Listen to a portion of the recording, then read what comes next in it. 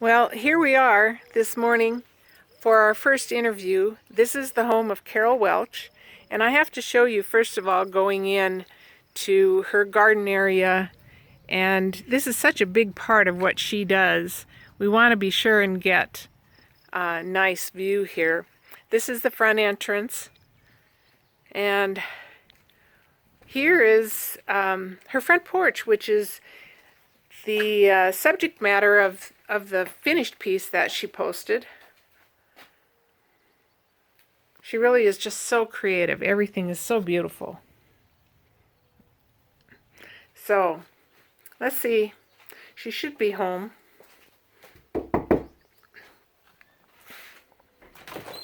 Hi, Connie. Good morning. Welcome. Come on in. Yeah. So, we want to get a quick shot here of some of your artwork as we go to your studio. And your little bird is singing for us. So this is Carol's gallery room. I guess this is what you want to call it. This is some interesting stuff. Is this part of your batik series? No, this was done a few years ago. It's watercolor on canvas, which was really different. Interesting, yeah. And it was done very rapidly, which is the way I like to work. Well, it's interesting, and I know you do a lot of these kind of groupings Yeah. in similar subjects. Yeah. So And this is a recent one. This was a watercolor resist. It wasn't quite to the batik yet, because I love resist. And what's the bird's name? The bird is Spike. Hi, Spike. Hi, Spike. And then this is my backyard. And my gardens are about ready to come up. Well, they are alive, but they're really Not quite in full flower yet. not yet. But This is a big part of what inspires you, isn't it? oh yes, this is my whole inspiration and my subjects because I pretty much my painting is based on anything to do with the garden. That is not my piece, however. Yeah, it's a lovely It's piece. nice. There's a Chatham. This is my Guardians, I call it. It was done through my window that we just looked at in the winter. It was the first snow. I really like it. So my gardens are kind of like an all season for me to paint. Yeah, and you have a great Yeah. view here out of so many Yeah. areas of your... Right. Oh, and this was a regular batik that I did a few years ago. So it's kind of a precursor to what I started doing now. That's lovely. Yeah. Yeah. That was the actual dye on canvas, or on paper, or on Silk? cloth. Cloth. Just cloth, yeah. And I need to add here, too, that Carol used to own a framing shop, so Yes. she is well-versed in finishing out her works. Yeah, sometimes I think, oh my gosh, I have to paint it, mat it, and frame it too, and then mark it. Gets overwhelming, but it's fun. It keeps me very busy. Okay. Welcome to my studio. Solterra Studio. Yes, I love to paint on things too.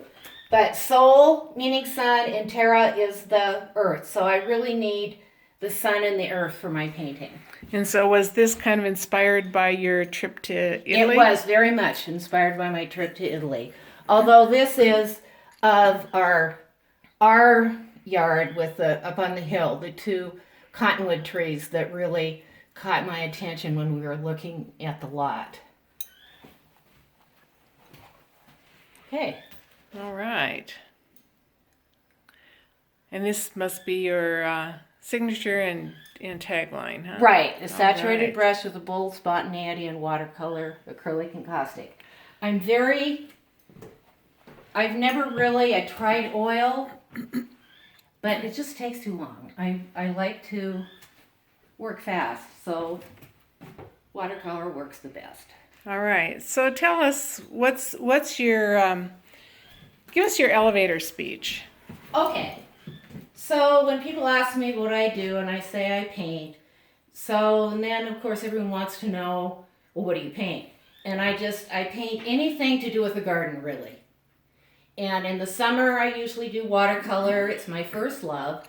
because if anyone knows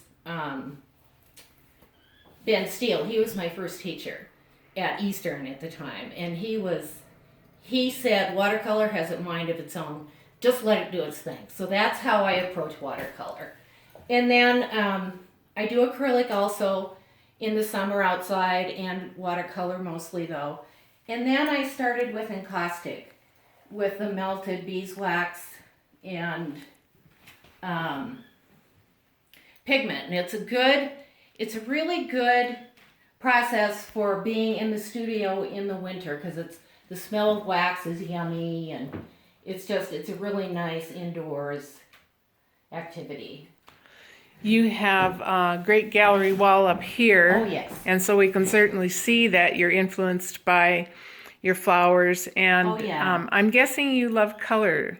I do. And, you had asked me about who I was influenced by, and I just named Matisse first because Matisse for the color, then Van Gogh for the brush stroke, and then Monet for the fact that he painted outdoors or plein air in his garden. And in fact, that's my goal, is to paint in Monet's garden. So, that'll be a yes. fun trip. Yes.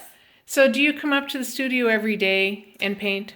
Well, this time of year, my studio's really in the garden. So my main aim is to paint at least 4 hours a day, 5 days a week.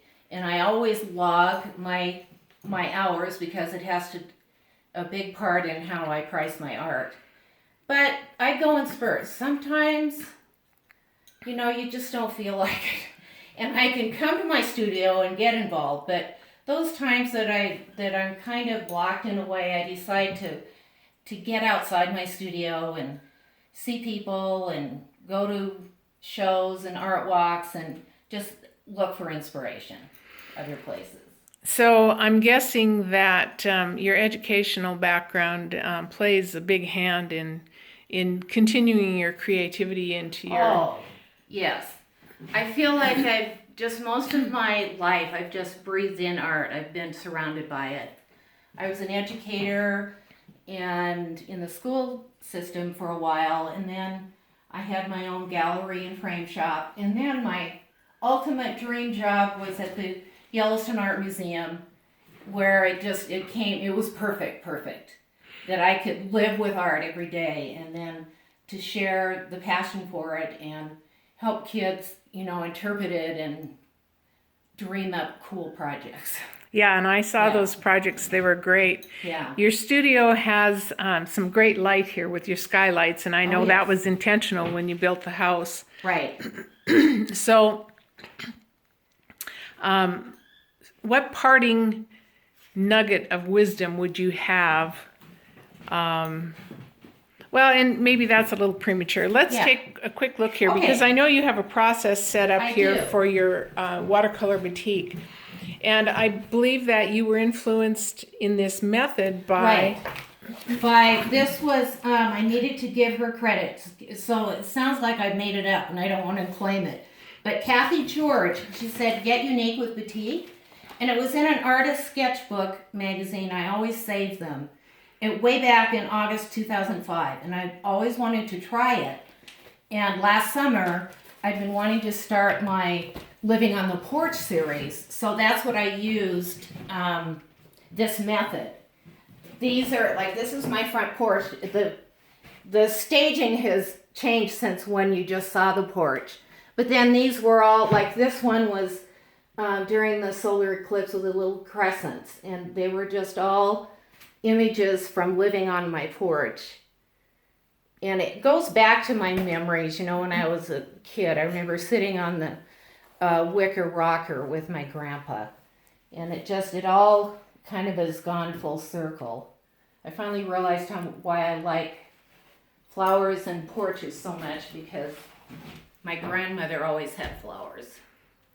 And in fact, people always say that a lot of times they'll look at my paintings and say, oh, that reminds me of my grandmother's garden. And it's exactly, I guess, what I've been doing. Well, and we always connect to memories and smells and food, and whatever is pleasant in our lives is what kind of drives us. So you have a little bit set up here on the Okay. process. So basically what it is, it's a resist with wax and watercolor. Instead of fabric, you use, I just say flimsy rice paper, and with wax and watercolor. So basically I've written my steps. So my first step was to put wax where I wanted the paper to stay white. Then I painted yellow in the areas I wanted yellow. Now my next step, oh no, my wax is just gone cold. But anyway, my next step is to add wax. With cold wax, that's good. Okay, anyway, I will put wax on the areas that I want it to stay yellow. Here, maybe I can muster up some here. I want some of this yellow to stay. And of course, you shouldn't use good brushes. So I just apply my wax. So what I have planned this summer is to do my studies, so-called, outdoors. I set up in my garden or on the porch or whatever and do my studies with watercolor. And then I'll come back to my studio when I need a reprieve from the heat or whatever, and I'll work on this part of the process.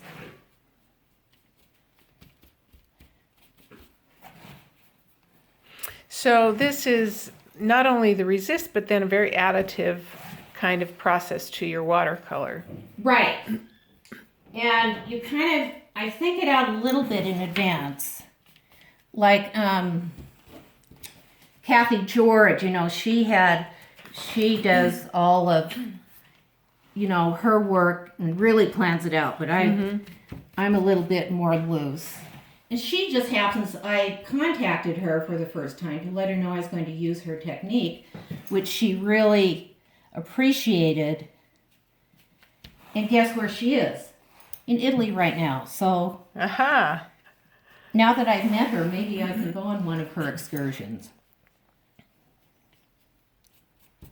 Okay, so we'll just see what happens here. Now, my next step, I'm going to add, I'm going to put red next with the watercolor and basically over the bench area.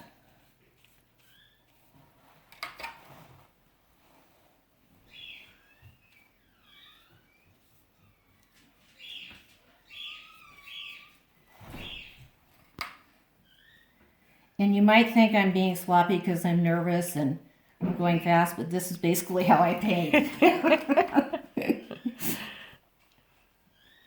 Sometimes I can be more focused, but... Well, I think this sort of process and even, the method you're painting by gives you some really interesting things that happen accidentally. I know. Okay, so then now my next step... Well, actually, I'm going to do some other areas that I don't want red in, so I'm going to, remember I wanted to reserve that yellow in there, so now I'm going to put some blue over the top, which forms green.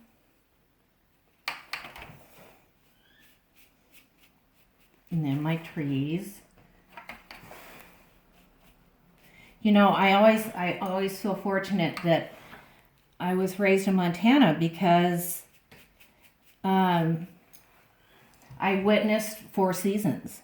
Mm-hmm. I love the seasons.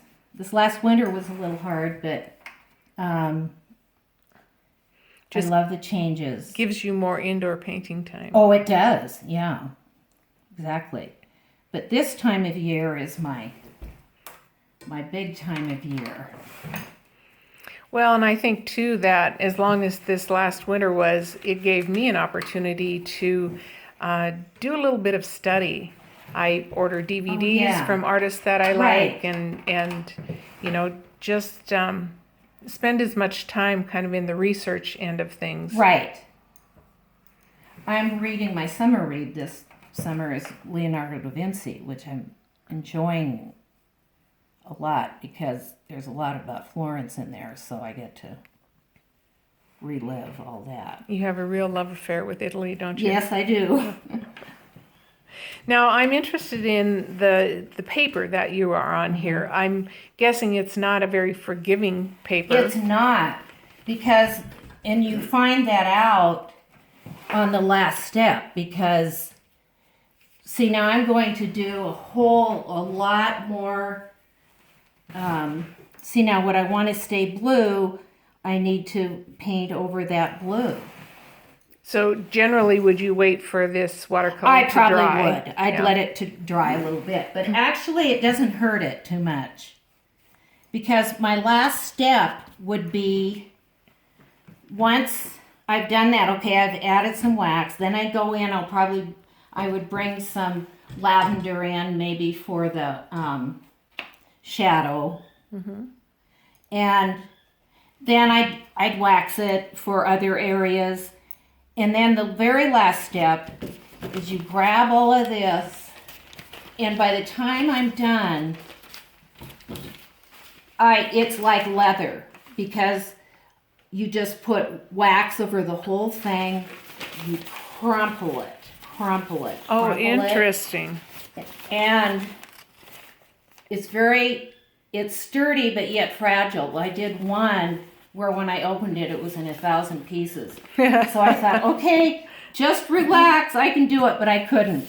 And then, then you go over the whole crumple again with watercolor, and it shows, it picks has up the creases. Right, it picks up the creases, and that's the beauty of it. This was one I did last summer, and actually, I didn't like, this was one where I realized I needed to leave more whites. But, so I can see that this is very much a learning process. Oh, and it is. eventually you are going to get to something that's very comfortable for you. yes. But, Yes. well, Carol, it's Okay. been an interesting... Okay, thank you for coming. Yeah, so I'd like to know, before we go, though, Right. what sort of wisdom do you have to kind of add for any new artists Okay. coming up? Okay, I would say be passionate about what you paint. Paint what you love, because painting, you need a lot of practice at it, but I always ask myself, what's my point? What am I trying to say? What kind of feeling do I want my viewer to have? And I'm trying to record minutes, And then I really recommend journaling. I think journaling, for one, isn't journaling with your written, every day. I got it from The Artist's Way, Julia Cameron. I've been doing it for 20 years, where you just write in the morning, stream of consciousness. It's not, when I'm done with that journal, I get rid of it. I don't want my kids to read it. But you learn a lot about yourself. You can kind of all of a sudden realize that you're kind of whining, just get over it. But it also helps to direct your thinking. And then along with that, though, I really recommend carrying a journal with you wherever you go, and even doing daily painting. And it develops your skills, and you see yourself. I think it mostly helps you see yourself. I think that's what your story is. really good advice, Carol. I want to thank you so much for Yes. letting us into your studio and Right. and through your home. Okay. So happy painting this summer. Yes, thank you.